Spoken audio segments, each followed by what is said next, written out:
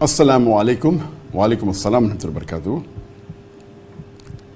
Dr. Zakir Naik. My name is Ali from the United States of America. I am a businessman. Quran says that taking a loan is haram, that is prohibited. I want to buy a house in America. It's not possible for me to buy it unless I buy a house on mortgage loan. I spoke to an imam of one of the mosques and he said, because you are living in America, you have to follow the country's rules. When you know that buying a house in this country could make you strong and will be good for your future of your children, he said, with these intentions, you can take a loan only once in your lifetime. Is this something true? And if not, please guide me on this. Jazakallah khair. The question posed by Brother Ali from USA is that he wants to buy a house, and for him it's only possible if he takes it on a mortgage loan that is based on interest. And he asked one of his imams, of one of the mosques, who said that taking loan once in a while is okay because, you have to follow the rules of the country, and the rules of America you can take on interest. So if you take it once in your lifetime, it's okay because it will make you strong, it will take care of the future of your children. So what is my opinion regarding this? As far as interest is concerned, there are no less than 8 places in the Quran where Allah subhanahu wa ta'ala clearly specifies about riba, and he says in most of these places that riba is haram. And Allah further says in the Quran, in Surah Baqarah, chapter number 2, verse number 278 and 279, that if you give up not your demands of riba, then take notice of a vow from Allah and His Rasul. That means Allah says in the Quran that if you give up not your demands of riba, Allah and His Rasul will wage a war against you. And according to Imam Adhabi, he places riba as the 12th major sin in Islam. And our beloved Prophet, peace be upon him, said that there are various levels of riba. And the lowest level is equivalent to doing zina with your mother. Imagine how grave major sin is taking riba.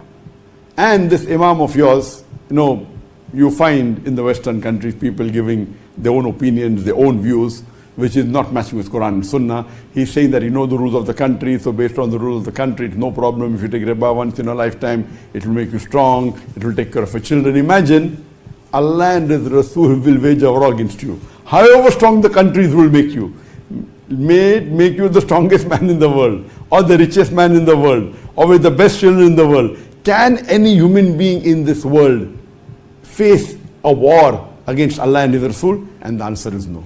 So this Imam, I don't think so he has the right knowledge of the deen. According to me, taking riba is haram. It's a major sin, and Allah is very clear cut in the Quran, and there are various hadith which has prohibited a person from taking riba. What happens that when you settle in the Western countries, you have many of the so-called dais or so-called scholars in inverted commas who try and relax their deen, and they try saying, okay, no problem, now you have come to the Western country, so shaking hands with the opposite sex, it's not haram, it's okay, it may be makruh or it can be done once in a while, and intermingling with women is no problem. All these fatwas they give, opinion they give, is not as per the correct teachings of Quran and Sunnah. Riba is one of the grave major sins in Islam. You should not take riba any time in your life. It's not permitted at all. There are various other options. Because if you take riba and if you think it's allowed, you are bartering your akhirah for this world. Your house in Jannah is more important than a house in this world, whether it be America, whether it be any part of this world. So I would like to advise you, brother, that please don't get carried away by the views of such so-called not knowledgeable people in Islam. Irrespective whether you stay in America or any part of the world, there is no text in the Quran or the Hadith which says that if you stay in America you can take riba, and if you don't stay in America then you don't take riba. These are just their own personal views. I would advise you that don't take riba if Allah has given you the wealth and the means, alhamdulillah. If not, even if you stay your complete life in a rented apartment, there is no problem, but naturally the rent is much cheaper than the mortgage loan that you're paying, because the beloved Prophet said that you live in this world like a traveler. And a traveler normally doesn't stay in a own apartment. If Allah has given you a capacity, if you have the means, alhamdulillah. If you don't have the means, don't involve in any haram activity just for your security or following the rules of the country. Hope that answers this question.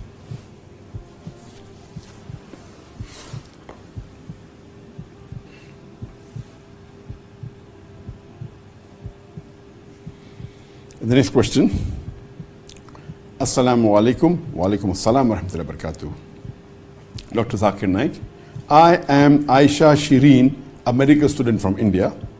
I would like to hear your reply on people saying that exposing the body and the way a woman dresses is not the reason for all the sexual harassments and rape. Since even a 2-year-old child is being raped by men in today's world, you can't blame the dressing of women. This, I think, is actually contradicting with the Quran. Since Allah has commanded us to cover ourselves from getting molested, how do you reply to such statements regarding the modesty in dressing? Bab, that's the overcoat, going completely covering a loose overcoat. And it gives the reason so that you shall be recognized that you're a modest woman, and it will prevent you from being molested. So this statement that the dressing of the woman is not the cause only for being molested or being raped, I do agree. It is not the only cause, and it's not always the cause, but it is one of the major causes of molestation and rape. Before I come to the last answer or the reasoning that why a 2-year-old girl is also raped, we'll analyze the statement that is modesty or the dressing of women involved or is responsible for molestation or rape. I do agree that dressing is not the only reason, but it is one of the major reasons. And when a survey was conducted in UK by a very leading newspaper on the women who were raped, 26% of the victims who were raped, they said that the major reason that they were raped was because that they were immodestly dressed. So imagine the victim herself, they are agreeing that one of the major reasons is because they were immodestly dressed. So I do agree, it is one of the major reasons, but it's not the only reason, it's not the only cause. Besides dressing, there are other causes also. And if someone disagrees with this, then I feel he may not be aware. And in today's world, but natural, just because a woman is immodestly dressed, that doesn't give the permission for a man to rape her or molest her. Even he is responsible. Both are equally responsible. Allah says in the Quran in Surah Nur, chapter number 24, verse number 30 and 31. Verse number 30 first speaks about the hijab for the man and then for the woman. Allah says in the Quran in Surah Nur, chapter 34, verse number 30, say to the believing man that he should lower his gaze and guard his modesty. And then the next verse says, in Surah Nur chapter 24, verse number 31, say to the believing woman that she should lower her gaze and guard her modesty, and display not her beauty except what appears ordinary of, and draw a head covering over her bosom, over her chest, except in front of her husband, her father, her son, and a list of mahram is given. Based on this but natural, the guidance given in the Quran first is for the man that he should lower his gaze, irrespective whether he may be a pious man or not. It's compulsory that whenever a man looks at a woman, and if any brazen thought comes, he should lower his gaze. And imagine if a woman is immodestly dressed, and if a man looks at her, and if nothing happens to him, then he requires a psychiatrist. However pious he is, however Islamic he is, he may be the biggest sheikh in the world, he may be the biggest da'i. Even for the Sahabas, the rule was the same, that they could not stare at a woman. And when they looked at a woman, of course they should lower the gaze. So this rule is for everyone. If a person says he looks at a woman who is immodestly dressed and nothing happens to him, he requires a psychiatrist. He's abnormal. He's not a normal human being. So number one is that the woman should not be immodestly dressed. Even if she's immodestly dressed, a man should not stare at a woman. his duty is to lower the gaze. If both of them break the rules of Islam, then you have these sins like molestation, rape, etc. And as I mentioned, that dressing is not the only reason for molestation. And today's survey tells us that in most of the cases of rape, the victim is known to the rapist, majority of the cases. Why? Because besides the dressing, even the way they behave, the way a lady speaks, the way she walks, the way she talks, the way she carries around herself, all this comes under the complete purview of hijab. And what happens normally, most of the rapists, they know the victim, maybe the classmate, maybe a colleague in the office, maybe acquaintance, maybe a neighbor, and because they chit chat and they know each other and they take it for granted, they go out together, and maybe at the last moment the woman may not want to have the relationship and he forces, and that's called as rape. Or imagine if a woman is not dressed properly and if a man stares at her, he will look for an opportunity, he will follow her to see to it that when he finds her in a secluded area, he will rape her. So the cause is both the woman who is immodestly dressed and even the man. Both are responsible. So one of the major causes is the women who are immodestly dressed. This question I've always asked, that if there are two twin sisters, both of them are equally beautiful, and if they're walking down the streets of New York or any city, and if round the corner there is a hooligan who's waiting for a catch, and one of the twin sister, she's wearing the Western clothes, that's completely immodest, a low neck and shorts, mini skirts, and the other twin sister, she's wearing the hijab, her complete body covered, except her face and the hands up to the wrist are seen. And if both of them are walking down the street, and if round the corner there's a hooligan who's waiting for a catch, which girl will tease? And but natural, the answer is the girl wearing the Western clothes, the girl wearing the mini skirts or a deep low neck. So, but natural, the dressing of the lady, if she dressed up immodestly, the chances that she'll be molested is multiple times more than she's modestly dressed. Yes, there can be an occasion where a woman may be completely covered, wearing hijab, wearing niqab, and yet may be molested or raped, but the chances is negligible. And regarding, besides the clothing, way a person behaves, the way a person talks, there are various hadiths regarding hijab that the Prophet said that a nahmera man and woman alone cannot be in a room. If they are alone, then the third person is the devil, it is the shaitan. And you find it very common in the Western countries that in workplaces or in other places, you find that men and women who are nahmeram, they are alone in closed doors. You even have cases, in most of the cases, you have the lady who is the secretary, a personal secretary of the boss. And unfortunately, I'm shocked, even in the Western countries, majority of the dais or the Islamic speakers, they have ladies as secretaries. I'm shocked. Aren't there any Muslim men available in the Western countries to be your secretary? And this is a fitna, that if you have a secretary of the opposite sex who's a nahmeram, and if you're alone with her in closed doors, and if you're dictating a letter or a reply, and imagine she's alone, there has to be a fitna. The third person is the devil. And if you have a secretary, and if you don't give dictation, etc., then what's the use of the secretary? So if you see this situation, if you follow Islam as a whole, the dressing, the way they behave, the way they talk, whether you should not be alone with a nahmeram, if you follow all these principles of hijab, then inshallah the chances of being molested or raped is negligible. But there can be cases where you may have a sick person. And you give the example that there are cases where a girl who is only 2 years old, she's being raped. But these cases, as compared to normal cases, is a very small negligible percentage.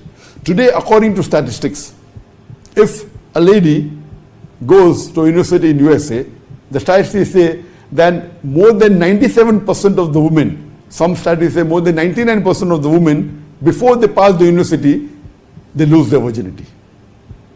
So, this is the situation. So, the normal that you find, the zina and the molestation and the rape is so common in the Western world, and now it has percolated even to the Eastern world. These cases that men raping girls of 2 years old are rare cases, which is haram, which is a very big sin. This happens because they are so much used to the normal sex and having it open with other, they want something different, and psychologically a person goes for abnormal things. So these cases are negligible, and for such people, of course, it is haram. But if you dress up modestly, you will be safe from the majority of the molestation. That does not mean that if a psychic patient rapes a 2-year-old girl, that's the reason the woman should not be dressed up modestly.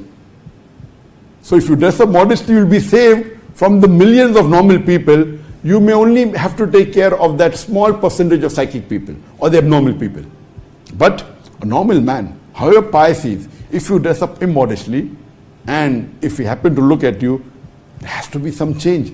If he says nothing happens to him, he requires a psychiatrist. So, but natural, the rulings of the Quran and the Hadith regarding the criteria of hijab is alhamdulillah very scientific, is very logically, and you should adhere to it. So this statement that dressing of a woman is not the only cause, I agree, but it is one of the major cause. And if you analyze all the rulings of the hijab regarding the modesty in Islam, inshallah, this will prevent almost all the cases of molestation and rape. Hope that answers the question.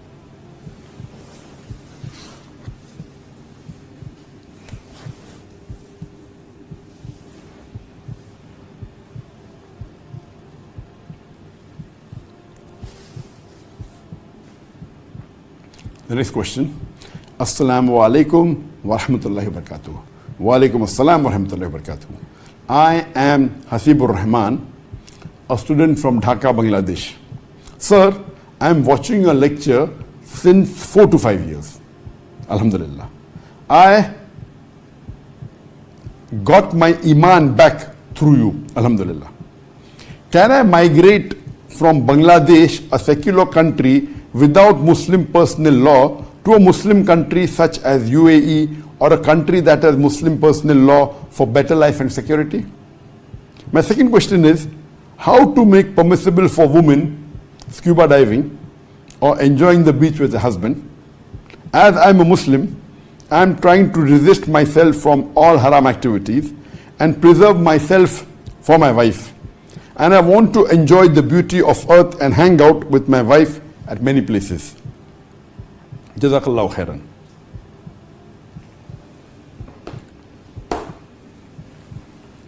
Brother Hasibur Rahman has asked two questions. His first question was that can he migrate from a country, Bangladesh, which he says is a secular country and does not have a Muslim personal law, to a country which has a Muslim personal law like UAE or any other Muslim country where he feels he can practice Islam better or be more secure.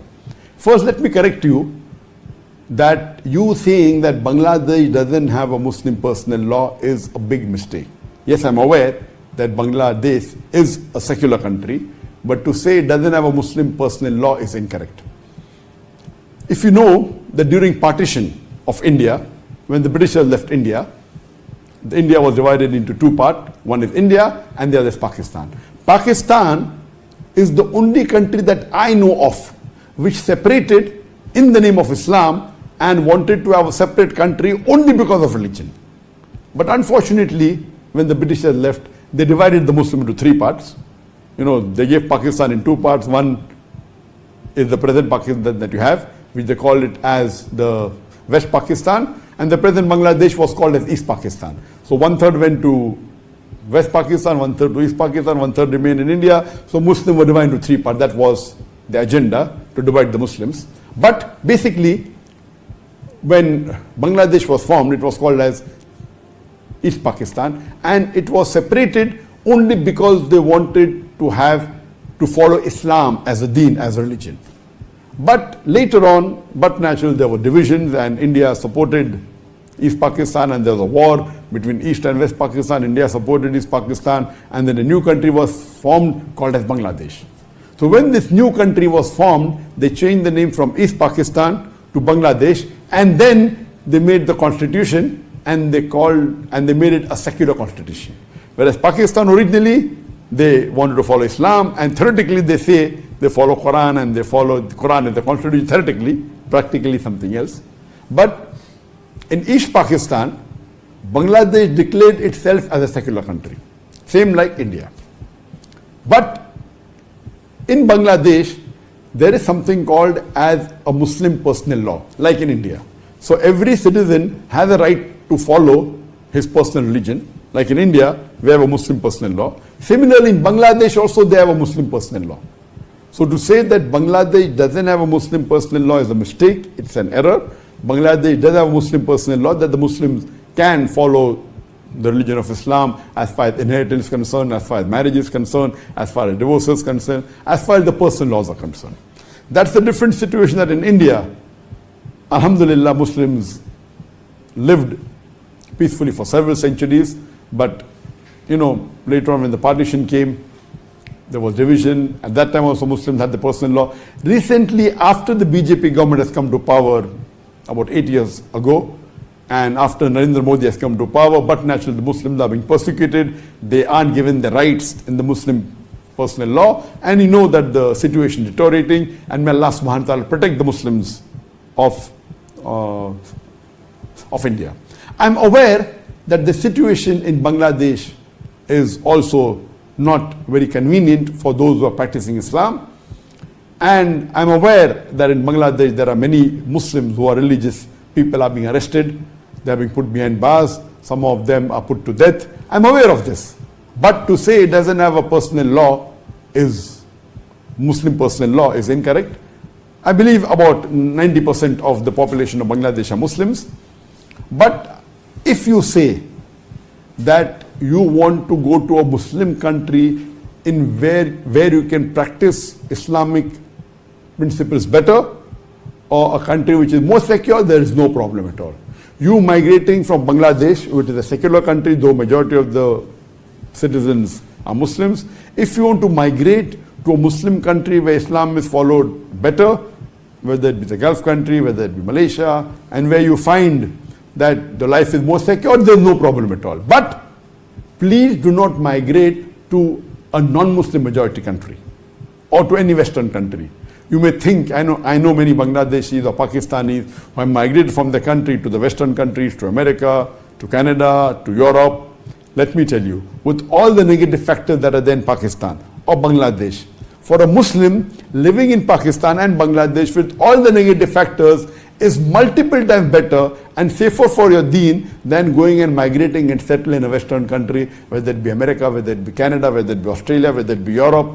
In no way a Muslim majority country like Pakistan or Bangladesh with all its negative factors is multiple times better for a Muslim, for this dunya and akhirah, to lead your life. But if you say you want to migrate to another Muslim majority country where you feel you can practice your deen better, you can do that. But see to it that you migrate to a country which is better, where you can follow Islam better, where you feel you're secure, no problem, but do not migrate to a non-Muslim majority country or the Western country where non-Muslims are in majority, because according to the Quran, there are clear-cut injunctions which I have mentioned several places that Allah has commanded the Muslims to migrate from a non-Muslim majority place to a Muslim majority place, based on the verse of the Quran of Surah Nisa chapter 4 verse number 97, and I have given that answer in detail. But if you want to migrate to a Muslim majority country where you feel you can practice your deen better, then you're most welcome, but see to it you select a country which is better than the present country you're living in. Hope that answers the question. There's a question posed on the YouTube by Hayat Murad Club. Can I marry a Christian guy if he converts to Islam?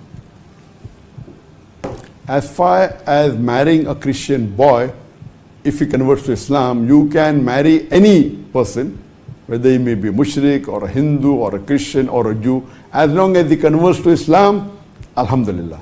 You can very well marry a person irrespective of whatever religion he belongs to. But see to it that the person you're marrying, the boy you're marrying, actually accepts Islam. See to it that he follows the principles of Tawheed and he practices the deen. It should not only be a camouflage just because he's in love with you, that he's accepting Islam for namesake. Then there may be a problem in your marriage life and your children. So see to it that you explain to him the deen properly and he accepts the Tawheed and he follows the major principles of Islam. If this is the case, there is no problem at all. But please see to it that he is a practicing Muslim, because in marriage, the best that you see is for a virtuous life partner. So if he is a virtuous revert, who has accepted Islam and follows the principle, alhamdulillah, there is no problem at all.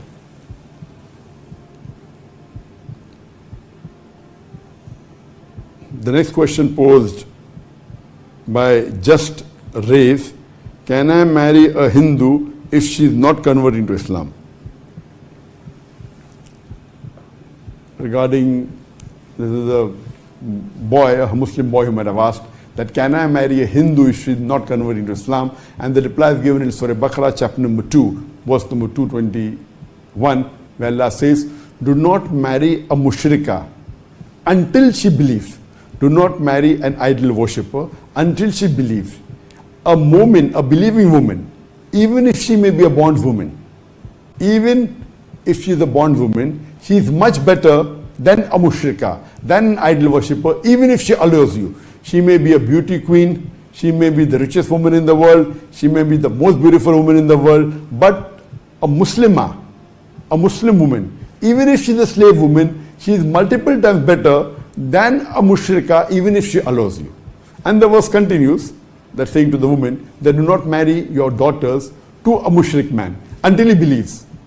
A Muslim man, even if he's a slave man, he's better than a person who's a mushrik, even if he allures you. He may be the most handsome man in the world, he may be the richest man in the world, but a Muslim person, a Muslim man, even if he's a slave man, even if he's a bondsman, is multiple times better than a mushrik man, even if he allures you. So based on this verse of the Quran, you cannot marry a Hindu girl unless she accepts Islam, unless she believes in one God and Prophet Muhammad is the last and final messenger. If she does not, it is prohibited for you to marry a non-Muslim as per the guidance of the Quran and the Sahih Hadith.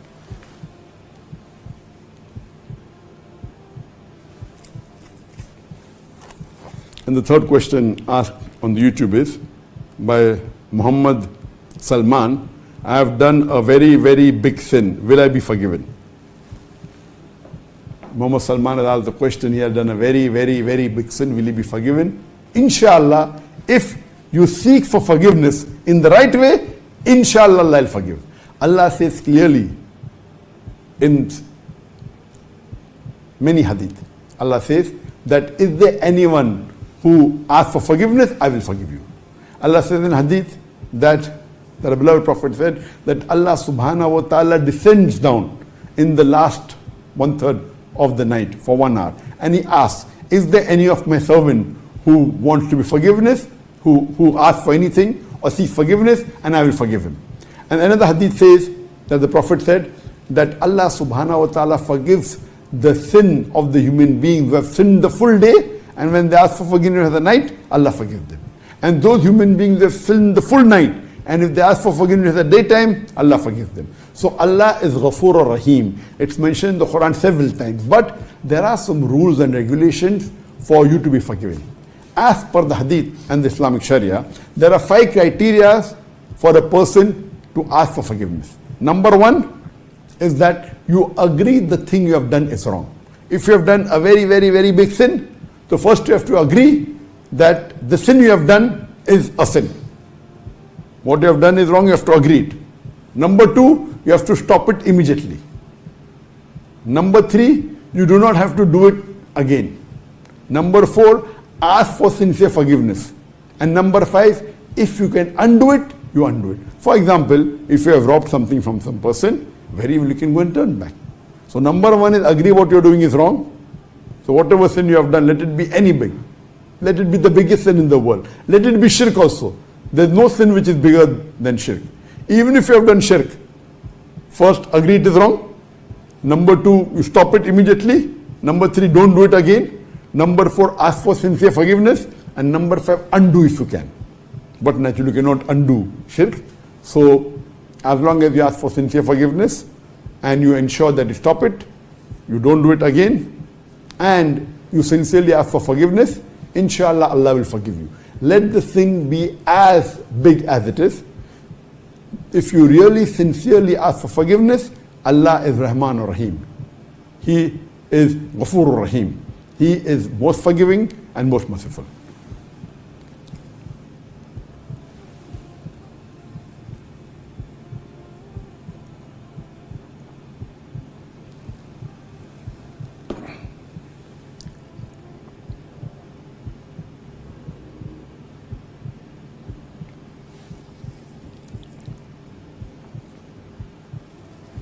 There's a question asked by Mukhul Sheikh, sir, please reply, if any Hindu friends invite me in his marriage, what should I do?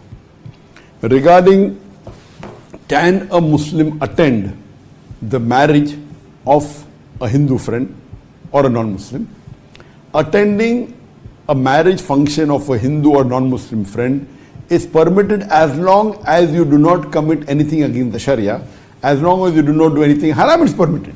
So when you go to the marriage, you can attend, see to it that you don't do anything haram, you don't eat anything which is haram, or if they give you prasad in a Hindu marriage, you cannot have that. But attending a marriage function of your friend, as long as you stay away from any haram activity, do not break the rules of the Islamic Sharia, it's permitted. But naturally you have to maintain your hijab, see to it there's not intermingling of the sexes, see to it that don't eat anything haram. And then if you go and if you feel that you can maybe give some dawah, or guide him, there's no problem, but you have to be careful that you don't involve in any haram activity.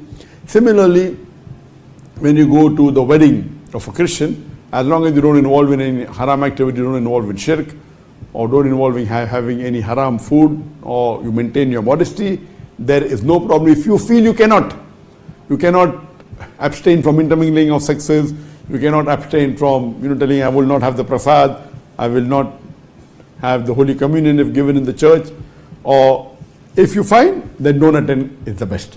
But if you feel you can, but the main rule is that if you feel you can go and attend the marriage and get him closer to Islam, please go.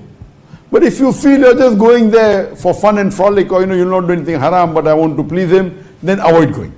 If you can go and you feel that you can create a soft corner in his heart, and maybe you can give the message of Islam in a better capacity, then there's no problem. If you cannot, then avoid attending. Just for maintaining relationship, etc., I would advise you that if you think you can do dawah to your friend, then there's no problem in attending it.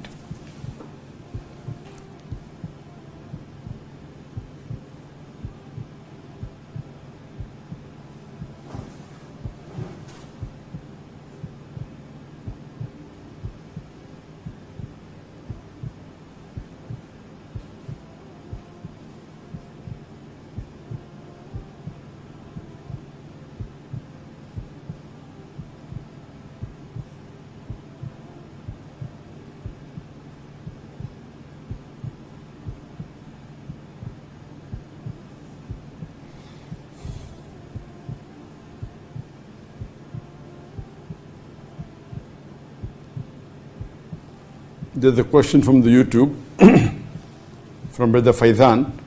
I am just 22 years old and I am dealing with anxiety.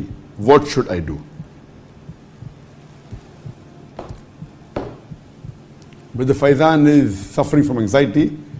The Quran says in Surah Nahl chapter 16 verse 43 and Surah Anbiya chapter number 21 verse 7, فَاسْأَلُوا أَهْلِ الذِّكْرِ إِن كُنتُمْ لَا تَعْلَمُونَ. If you don't know, ask the person who's knowledgeable, ask the person who's an expert in the field. If you are suffering from anxiety, my request would be that first you go to a qualified doctor, or you have to go to a psychiatrist if you know it's anxiety. And if you have done all the tests and if you know, then go to a specialist and he will try and identify what is the cause of anxiety. And based on the test he does, He will give you some suggestions. He may have a sitting with you. He may try and find out what is the reason. But naturally, going to a person who's a specialist is important.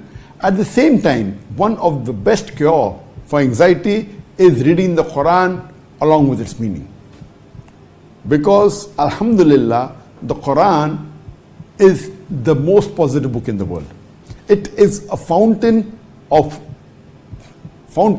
mercy and wisdom. It's an assurance to those in doubt. It's a solace to the suffering. It's the hope to those in despair. It is one of the best book a human being can read.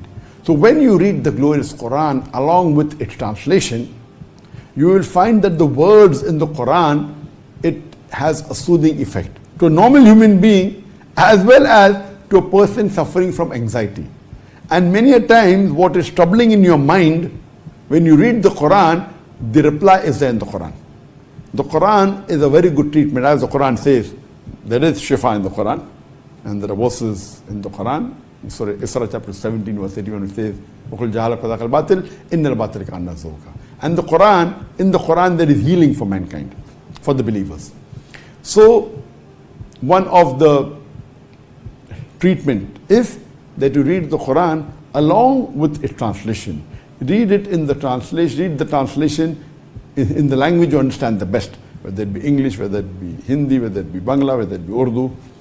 But at the same time, see to it that you go to a specialist, a doctor or a psychiatrist, and have your checkup, get your diagnosis.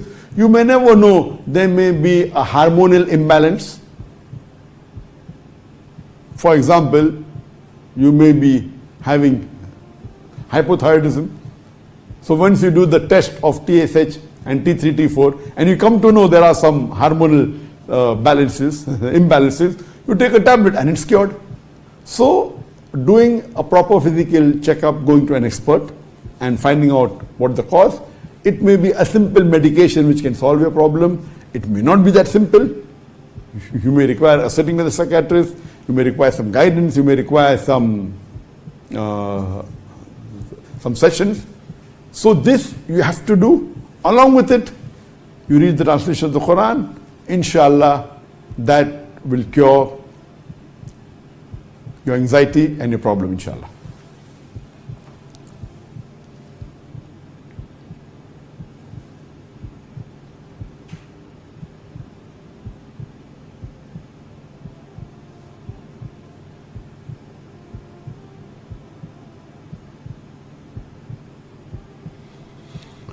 There's a question from YouTube, Muhammad Musfikus Salehin Rahat. Assalamu alaikum, wa alaikum assalam. Dear Sheikh, is it allowed to study in Christian missionary school? Or if a student has sufficient knowledge about Islam to protect his deen, can he study in a missionary school? The brother asked a question that can a person study in a Christian missionary school? Or if he has sufficient knowledge of his deen, and if he can protect his deen, can he study in a Christian missionary school? Point number one, as an option, it is best not to study in a Christian missionary school. If you have an option of studying in an Islamic school or a Muslim managed school, an Islamic school is the best, which has Islamic studies and the Islamic ethos, etc. If you don't have Islamic school, then a Muslim managed school is better than a non-Muslim managed school. And you asking the question that if I have you as a young person, a young boy going to a school, a person going to a school has to be a child, maybe 5 years old, 6 years old, 10 years old, in the teens. If he has sufficient knowledge of the deen to protect his deen, can he study in a missionary school? How can you expect a boy of 5 years old, 10 years old, 9 years old to have sufficient knowledge of the deen to protect his deen? Even if he has sufficient knowledge, if he has knowledge, all the more reason he will not go to a Christian missionary school. And to say that sufficient to protect his deen, it's a hypothetical statement. For the person who's a child, he gets impressed by the teachers, etc. So if you ask me, it is preferable to study in an Islamic school. If not Islamic school, then at least a Muslim managed school as compared to a Christian missionary school. But if you have no option and if you have no choice, as a last resort, I wouldn't say it is haram, I would say it is makruh, because but naturally your deen is in danger, but it's not haram. But if you go to a Christian missionary school and you realize that you are deviating from your deen, then it becomes haram. And there are high chances you'll deviate.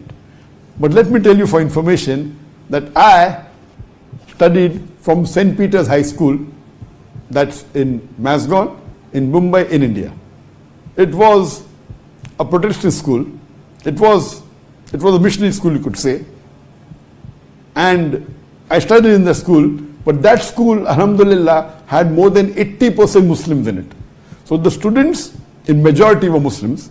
More than 80% were Muslims, and maybe less than 10% were Christian. There were Hindus and other religious students from other religions also. But more than 80% were Muslims. But in spite of this, alhamdulillah, Allah kept me on the straight path. So if you're going to a non-Muslim school where Muslims are in majority, it is better than going to a non-Muslim school where Muslims are in minority. But yet, if given the option, study in Islamic school, or second option is a Muslim managed school where majority are Muslim. As a last resort, if there's no option and if you feel that, okay, fine, the majority are Muslims and your deen is not in danger, which is difficult. So as a policy, the reason I say this is because when a child goes to a school, but now the teachers are considered as to be the guide, and most of the children, they consider the teacher to be, next. Many of the times, the student considers the teachers more knowledgeable even than the parents.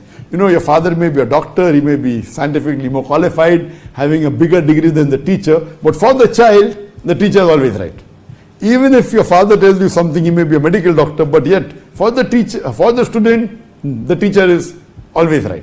I'm talking about the pre-primary level or the primary level. As you keep on going and you keep on getting elder, you go to the secondary school and higher secondary school, you get more knowledge, you get more independent, and then you realize the teacher is not always right. So in this case, if you are going to a Christian missionary school where they're talking about, Jesus, peace be upon him, knows Billah as God, etc., and they do the morning prayers, which is wrong, so if you're going to a Christian missionary school which has a morning prayer where you pray to Jesus every day, then it is haram. In our school, alhamdulillah, fortunately, there was no prayer which was involving shirk, so it was better than the other Christian missionary schools. So depending upon which Christian missionary school you're going to, are they forcing you to do something haram? If they're forcing you to do something haram or do a prayer every day in which you are praying to Jesus, peace be upon him, then attending such a school is 100% haram.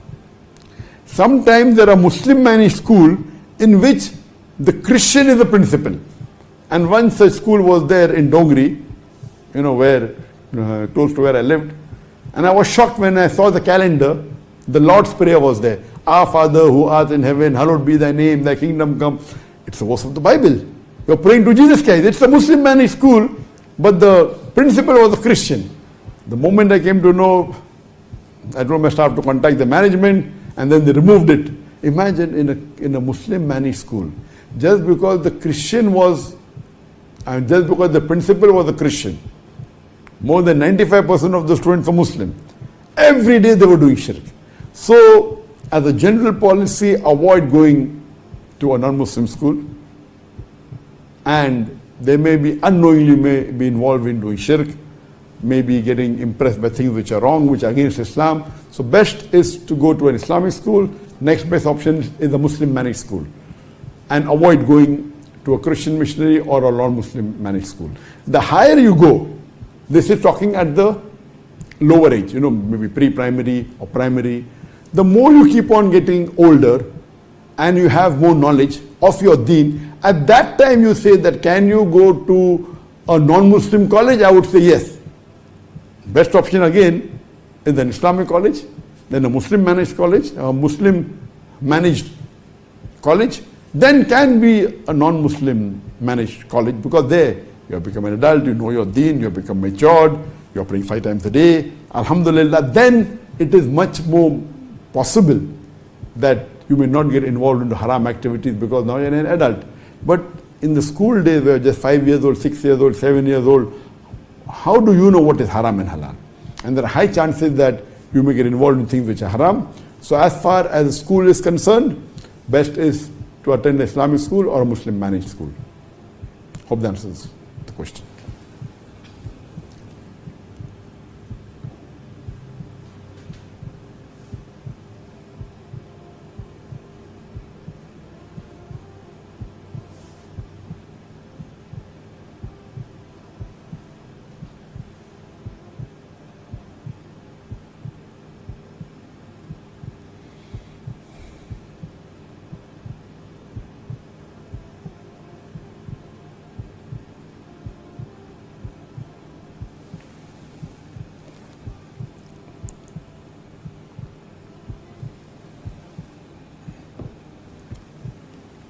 There's a question from the YouTube desk diary. My family is a Christian from Roman Catholic sect and they are throwing a graduation party. They seem to be from a revert. Before eating, they let the priests bless the food. As a Muslim, is it permissible for me to eat the food? The question posed by the revert that the family of the revert is a Catholic practicing family, and when they throw the graduation ceremony, the priests come and bless the food. Is it permissible to eat the food? Quran says very clearly in Surah Ma'idah chapter number 5 verse number 3, as well as Surah Baqarah chapter 2 verse 173, in Surah Anam chapter 6 verse 145, and Surah Nahl chapter 16 verse 115, Hurrimat alaykumul maytutu waddamu walamul khanzir that forbidden for you for food are dead meat, blood, the flesh of swine, and any food on which any name besides Allah's name is taken. Hurrimat alaykumul maytutu waddamu walahmul khinzir wama uhilla li ghayrillah bi. That Allah clearly mentions in no less than 4 places in the Quran that dead meat, blood, the flesh of swine, and any food on which any name besides Allah's name is taken, it is prohibited for you. So in this verse it says that if any other name besides Allah's name is taken on the food, so if priest comes and blesses the food, takes the name of Jesus, peace be upon him, or any other name, Holy Ghost, Spirit, etc., that food becomes haram for you. So but natural, if any other person's name is taken besides our Creator Allah subhanahu wa ta'ala, that food is prohibited for you to eat.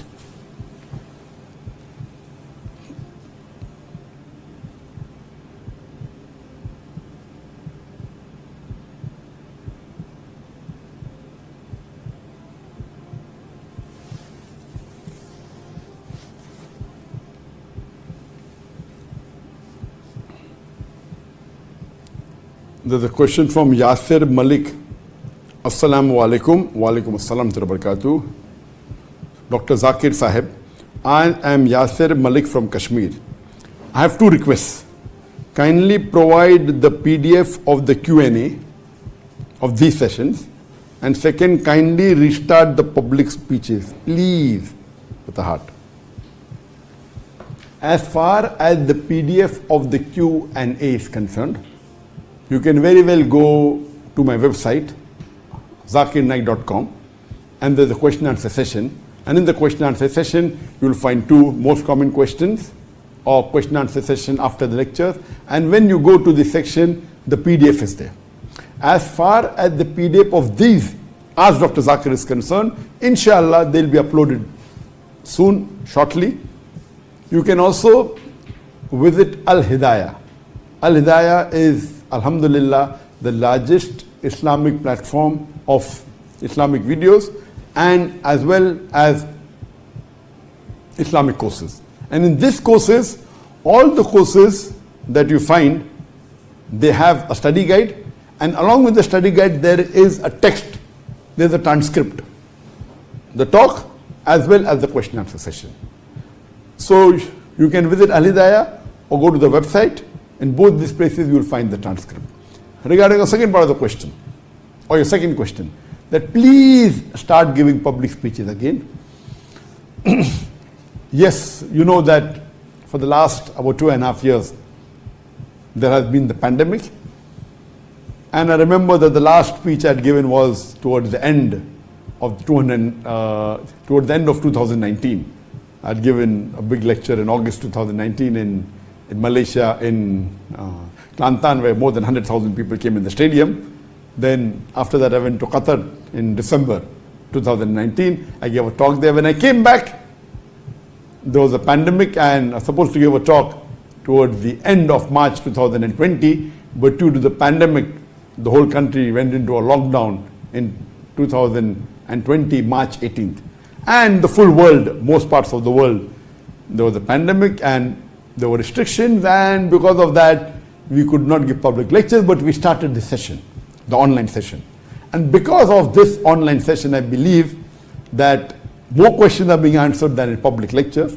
With public lectures, anyone can ask any question, many questions are repetition. Here, every week, mashallah, we have more than 20,000 questions. From these questions, my team selects and give me 100 questions. From that 100 questions, I select about 15, 20 and I answer them. So this is far better.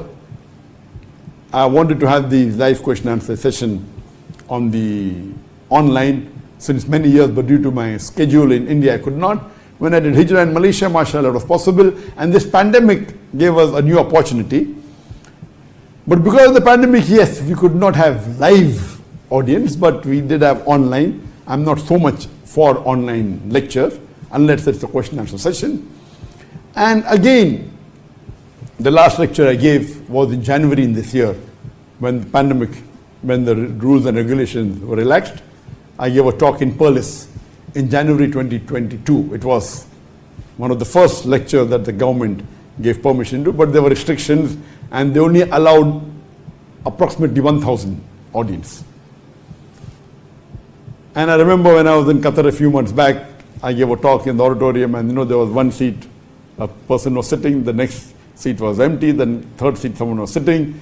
It was different, but now alhamdulillah, most of the restrictions are getting relaxed, and inshallah we want to get back to the time where we can have large audiences. And I pray to Allah subhanahu wa ta'ala that I'll be having one more live lecture inshallah in Putrajaya next Thursday after a few days. But having those large audiences in stadiums where tens of thousands, hundreds of thousands, that will take some time. But we pray to Allah subhanahu wa ta'ala that has a different impact on the people, and the recording going to millions of people. I also pray to Allah subhanahu wa ta'ala that we get back that time. And I'm missing, and even my wife is missing, the conferences that we used to have in India. We used to have the peace conferences. We started in 2007, we had in 2008, 9, 10, 11. So 5 years we had it. 5 consecutive years we had the largest Islamic conference in English language every year. And that was one of the reasons that the government wasn't very happy. The audience was growing and we had hundreds of thousands of people attending. We used to have 10-day conferences. And then later on it was on a different level in Dubai, where we used to have every alternate year in Dubai in 2010, 2012, 2014. We pray to Allah subhanahu wa ta'ala we start having the peace conferences, whether it be in Malaysia, whether it be in any of the Gulf country. Inshallah, when the rules and regulation of the pandemic will be relaxed, we pray to Allah subhanahu wa ta'ala next year, inshallah, in one of these countries, whether it be the Gulf country, whether it be Malaysia, we'll have these conferences where we can have a large number of people. So the impact of a live session is something different. Both has its pros and cons. But inshallah, pray to Allah subhanahu wa ta'ala that in this new norms where the new rules and regulations have changed after the pandemic, post-pandemic, inshallah we can have the large gathering that we used to have earlier, inshallah.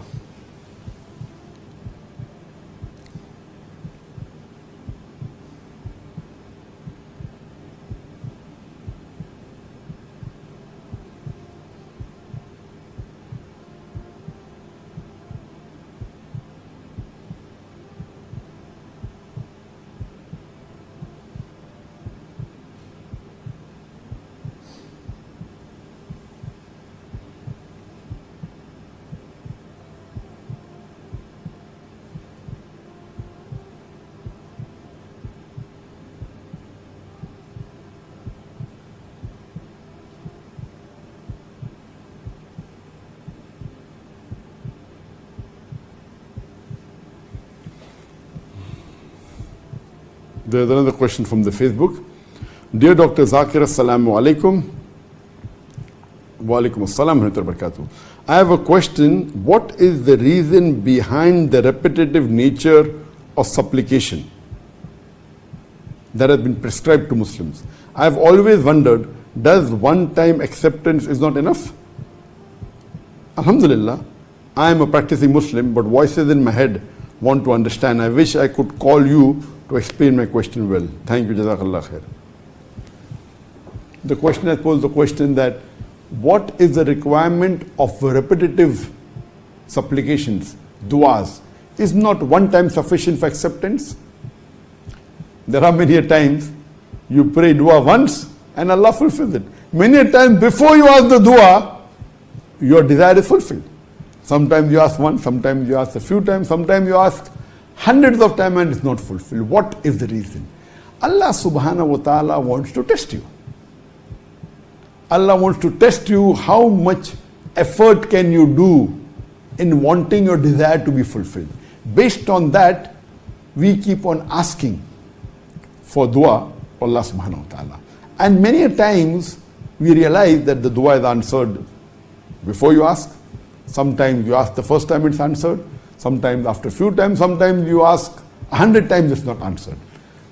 As far as I'm concerned, I always say that if my dua is answered, when I do a dua to Allah subhanahu wa ta'ala, if my dua is answered, I am happy.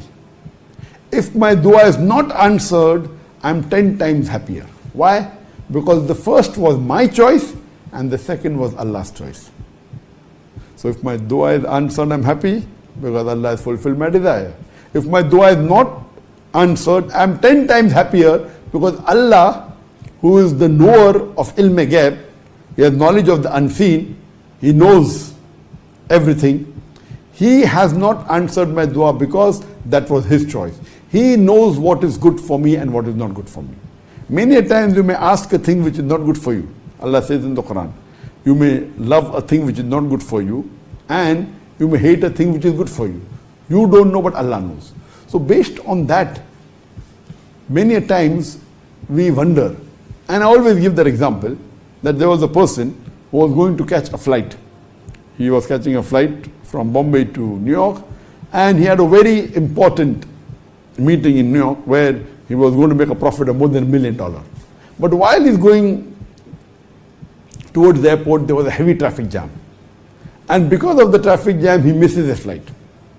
And then he says, this is the worst thing that happened in my full life. That I missed the flight and now I have missed an opportunity to make $1 million. While he's returning back, he reaches the airport late, he misses the flight. While he's returning back, again there's traffic, he hears on the radio in the car that the flight he was supposed to catch, it took off and there was an accident and all the passengers in the flight died. The moment he heard this, he says, this is the best thing that happened in my life that I missed the flight. Imagine a few hours earlier you were saying that the worst thing that happened to him in his life was he missed the flight. And later on, after a couple of hours, he says, the best thing that happened in his life was he missed the flight. So you don't know, Allah knows. So maybe he was praying while going to the airport. I pray to Allah that may I not miss the flight, may I not miss the flight, and he misses the flight. And he's cursing the day. He comes back and then he realizes what Allah did was much better than what he wanted. So the rule is that you do dua and you leave it to Allah subhanahu wa ta'ala. He is the best. He has ilm ghaib. Regarding the repetitive nature, Allah wants to check that how much do you really are ready to sacrifice. Are you doing dua the way you are prescribed to dua? Are you doing dua regularly, normally? Are you doing dua at the tahajjud time, in your sujood, in the last 1/3, which is the prescribed time? Are you doing dua in the 1 hour after Asr on Friday, where 1 hour, which is the crucial hour, where Allah says He answers the prayers of His servants? Are you doing dua in the sujood in your salah? So there are prescribed time. Allah is checking you. So these are the prescribed things in Islam, in the Quran and the Hadith. And the answer I've given on which are the best times for doing dua and what are the prescribed duas, etc. So Allah wants to check that how much jihad, how much effort, how much striving are you willing to do to fulfill your requirements? Hope that answers the question.